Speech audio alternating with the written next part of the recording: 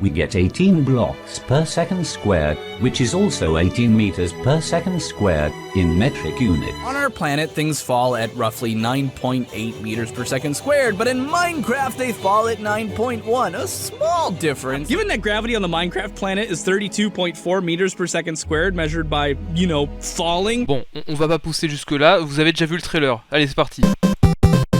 Quoi de neuf YouTube, c'est Toto Shampoing. Cet été, j'ai découvert Game Theory et The Science et j'ai tellement aimé que j'ai décidé de faire la même chose, des recherches scientifiques sur des jeux vidéo. Comme vous l'avez vu dans le trailer, nous allons calculer la gravité dans Minecraft.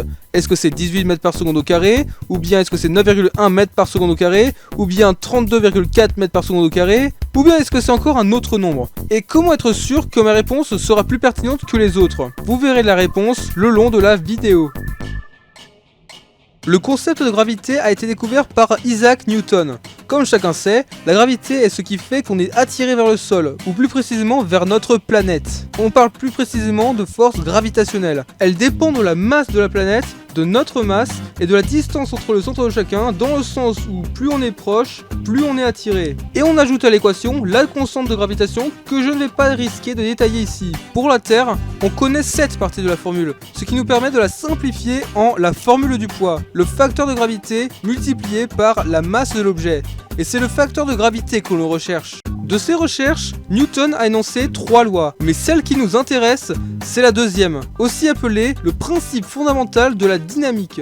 Les changements qui arrivent dans le mouvement sont proportionnels à la force motrice et se font dans la ligne droite dans laquelle cette force a été imprimée. Autrement dit, la somme des forces agissantes sur un objet sont égales à la variation de la quantité de mouvement de cet objet. La quantité de mouvement d'un objet, c'est la masse d'un objet multipliée par sa vitesse. La variation de la quantité de mouvement est donc la masse de l'objet multipliée par son accélération. Comme nos deux formules ont la masse en commun, on peut simplifier le tout en retirant le poids de l'équation. Et on voit que l'accélération de l'objet en direction du sol est précisément équivalente à la gravité de la planète. C'est sur ce principe que les autres avant moi ont déterminé la gravité dans Minecraft. En théorie, ils devraient être d'accord là-dessus, mais en pratique, ils ont des résultats différents, très différents. Mais alors, qu'est-ce qui cloche?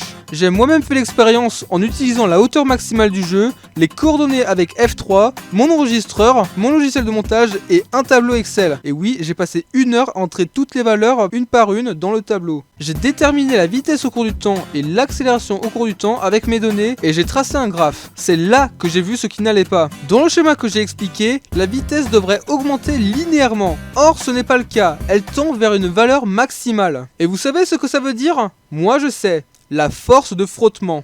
La force de frottement est un concept très simple. Quand un objet se déplace, les particules qui constituent l'atmosphère se font balayer par son passage. Mais ce contact entre l'objet et ses particules va tout de même causer un freinage, même très petit. La force de frottement dépend de la densité de l'atmosphère, de la forme de l'objet, de sa taille et évidemment de sa vitesse. C'est là une deuxième force qui vient s'ajouter à l'équation du mouvement. Et là où on s'attend à ce que ça change tout, la solution est beaucoup plus bête que ça.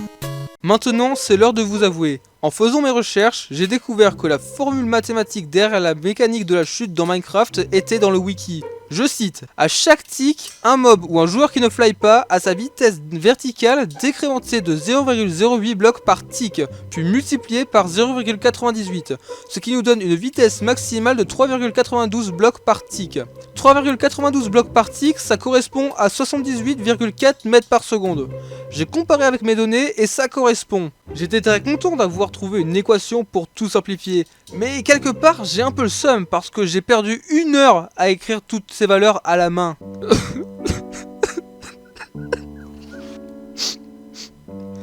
Parfois c'est dur la vie. Quoi qu'il en soit, on peut revenir à nos calculs.